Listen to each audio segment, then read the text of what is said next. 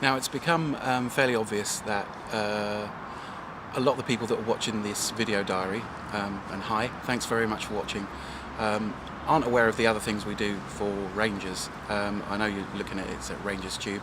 If you go along to www.r4nger5, you'll find a whole bunch of other stuff, links to other projects that other people are up to. Things like Storm the Wire, Rant Media, Red Octagon Studios,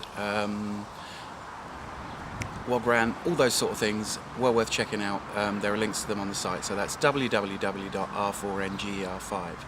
Now, I know that it looks like it's this weird balance of bushcraft and techie input, and it kind of is, because those are the interests of the people that are supplying the media, the news stories, the bits and pieces that make it all work.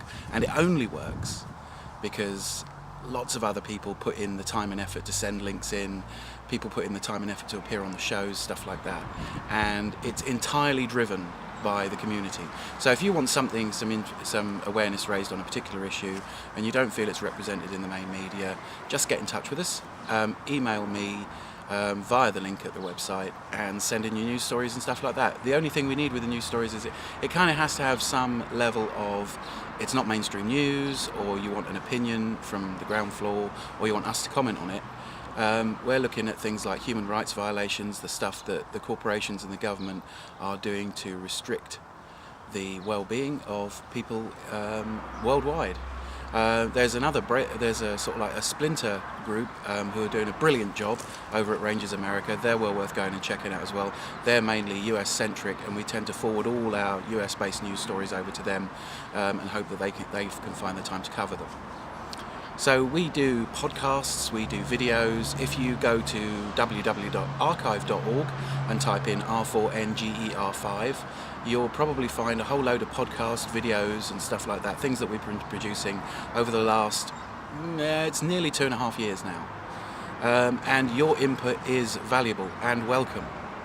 So if you've got this sneaky feeling that governments and corporations are slowly taking over, they're stopping people from doing what they want to do, and you want to do something about it, we're a pretty good place to start. So come on, join in, because it's entirely driven by the people that contribute.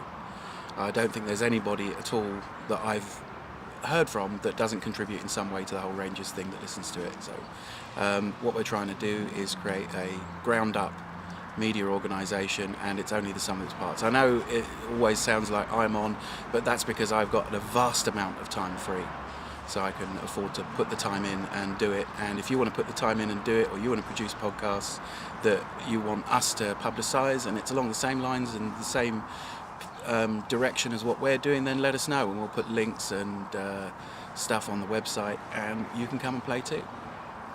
The reason it's high-tech and mega low-tech is that the high-tech is what we have now. Those are the tools that we have available to us to spread the message, to do stuff, to enact change on the world that we're finding ourselves in, which is rapidly changing and slowly becoming, let's not mince words, the bitch of all the large corporations. Anybody with enough money can make governments do what they want to do, their will, basically. Microsoft can change governments and is changing governments. Huge genetic research companies, places like Halliburton and stuff like that, are basically telling governments what to do, which is basically wrong, because these corporations aren't people. It might look like they're people, but the corporation exists as an entity on its own, and everybody works for the good of the corporation, which is no good, because the corporation doesn't give a shit about people. People give a shit about people. So, for the good of the country, for the good of the corporation, these things are slowly pushing us into a corner from where we're going to have to push back. The low-tech thing is so that we can prove that we don't need the corporations, because the corporations make everything. So if you go ultra low-tech, you're not at the beck and call of a corporation. If you cut things out of your life, almost like cutting out sugar or cutting out meat or cutting out drugs or alcohol from your life makes you less dependent on the people that supply those things. We're cutting out the support systems that, so that if it comes to it and the corporations collapse because everybody goes, oh, this is shit, there are a few people wandering around that know what to do. that's the idea. That's why bushcraft and learning to go camping and supply all the things that you need for yourself, build your own shelter, build your own house, provide your own electricity, provide your own food. These things are important so that we can, if necessary, just not play. And then the high tech is how we enact any change, because we can communicate with people because they've kind of accidentally given us the means to communicate with every other person on the planet, which is great. So they've fucked up and given us the weapon that we will use to prove our independence from them. Kind of important. The Rangers thing, in case you're wondering, is literally because we wanted something cool sounding, and it did sound cool at one point, and now it sounds kind of silly. We wanted something that was a unique hit on the internet. So if you type into any search engine R4NGER5, 99% of everything that comes back will be to do with us. So if people need to find us, just type that into Google or Opera or anything like that, any sort of like web browsing search engine, anything.